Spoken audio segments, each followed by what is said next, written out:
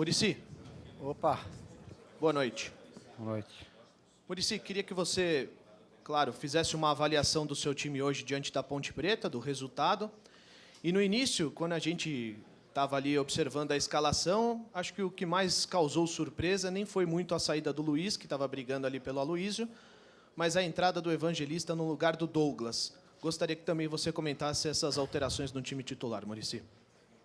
Bom, é que a gente queria dar um pouquinho mais de ofensividade, né? Estamos em casa e o Evangelista é um cara que chega mais para completar no ataque, né?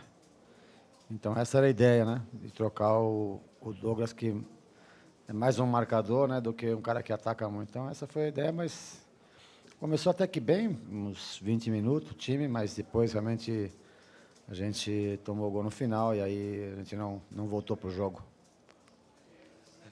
O São Paulo até fez o gol e depois parece que deu uma desligada no jogo, né, Muricy? Deu uma desconectada.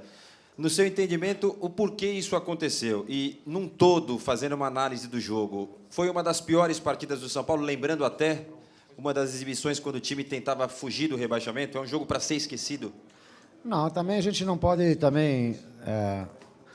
só falar do São Paulo, né, que jogou mal. A gente tem que falar da Ponte Preta, que jogou muito bem também, né? Não, eu acho que o pior jogo nosso foi contra o Santos lá.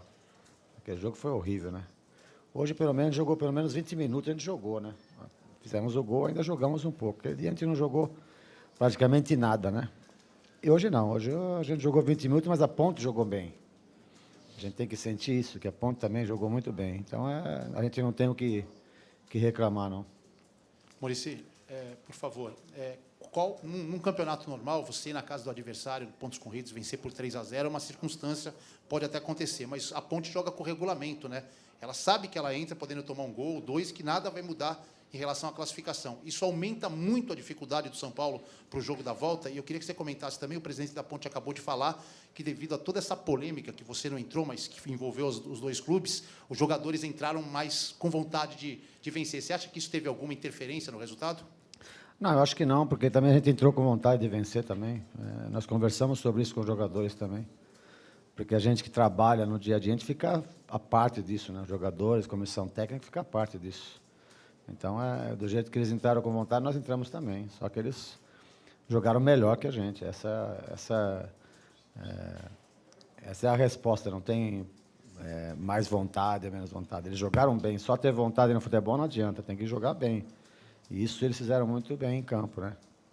Em relação não, é difícil, é uma situação difícil, mas o futebol pode acontecer de tudo, né? A gente pode ir lá, acertar um jogo e fazer três gols, como não? Então, tudo pode acontecer ainda. Muricy, boa noite. Estamos ao vivo aqui no Sport TV News. Gostaria de saber já o que você projeta para o jogo da próxima quarta-feira, se você pretende fazer alguma mudança nesse time de São Paulo, quem sabe já sair com o Luiz Fabiano como titular, afinal o São Paulo precisa de gols, né, Muricy? Não, a gente tem que pensar no domingo, tem um jogo domingo contra o Botafogo, agora você vai me desculpar, é só na outra semana que a gente volta a falar desse jogo da Ponte. Ô, Muricy, não há dúvida, né, que os times precisam sempre olhar para frente, até para turbinar elenco, deixar o elenco mais forte e tal. O Cruzeiro, que ganhou o Campeonato Brasileiro, vai turbinar o elenco para a próxima temporada. O Atlético, campeão da Libertadores também. Acho que isso não é diferente para o São Paulo e para outros times aí, não é? Eu pergunto isso porque eu imagino você ali como técnico olhar para o banco e não ter assim tantas opções para conseguir mudar a história de um jogo, né? Aí alguém vai falar, mas pera lá, você tem o Luiz Fabiano. O Luiz Fabiano talvez seja o melhor nome que você tinha hoje no banco de reservas, mas também não atravessa aquele grande momento a ponto de falar, vai jogar nas costas dele para ele tentar resolver. Eu sei que é delicada a questão, mas como imaginar o futuro do São Paulo em 2014 para tentar dar uma turbinada nesse elenco e ter mais opções, levando-se em conta tudo aí, o desgaste da temporada, jogadores que já viraram um fio sem que essa atual temporada tenha terminado e por aí vai? Bom, eu acho que a gente vem conversando toda a coletiva sobre isso, né? A gente está atrasado em relação aos demais, né? Porque a gente não porque a gente quis estar atrasado, é que a gente estava numa situação muito difícil em relação ao Campeonato Brasileiro. Não dá para a gente parar e conversar sobre o ano que vem. Mas isso é um preço que a gente vai pagar, porque o mercado, a gente sabe, a gente está olhando, está fervendo já. Não tem grandes opções assim para a gente, né? Porque muita gente já palavrou com alguns jogadores importantes, porque a gente também vai estar tentando também agora, no final, mas está difícil para a gente, porque a gente ficou atrasado nessa situação. Então, nós vamos pagar um preço, mas a gente está agora sim. A gente já teve uma reunião em relação a isso, mas volto a repetir, os jogadores que tem no mercado, os outros times já estão tudo em cima e está complicado, mas a gente vai tentar. Muricy, duas, por favor. A primeira, qual foi a sua ideia, o que você pretendia, ou que você pretendeu quando você voltou com o Wellington no lugar do Lucas Evangelista, e como que você definiria o segundo tempo do São Paulo aqui hoje? O segundo tempo muito ruim, veio o Wellington porque para ajeitar o meio campo. Nossa, o meio campo estava muito aberto, eles dominaram o meio campo, né? Então, o nosso segundo tempo foi muito ruim. Não tem outro tipo de palavra, né? Agora, volto a repetir, a gente não pode só achar que o São Paulo foi ruim. A Ponte Preta também foi muito bem, né? A gente não pode esquecer disso. Ô, Muricy, muitos apostavam no São Paulo rebaixado no Brasileiro, e não está, e não foi rebaixado. Pode servir de exemplo essa superação também na Sul-Americana? Muitos acham que São Paulo talvez já está fora da Sul-Americana, e você pode usar isso como exemplo? Claro que é uma situação também muito difícil. Rebaixado também era... Na situação que estava, era complicado. A gente estava quase lá mesmo. E esse time deu a volta. Pode ser que a gente chega lá nesse segundo jogo e também pode surpreender. Futebol, tudo pode acontecer. A gente não pode jogar toalha, não. A gente vai lutar até o fim, com certeza. Muricy, para o jogo contra o Botafogo, você pretende fazer como você fez contra o Fluminense? Pretende poupar aí o time inteiro para esse jogo? Agora não se trata de poupar. O que está se tratando agora é de dar oportunidade aos jogadores, porque teve alguns jogadores que eu não pus para jogar ainda. E isso não é legal para você tomar uma decisão no fim do ano sobre jogadores que você não põe nem para jogar. Isso, para mim, é difícil eu fazer isso. Então, eu tenho que dar oportunidade para os jogadores.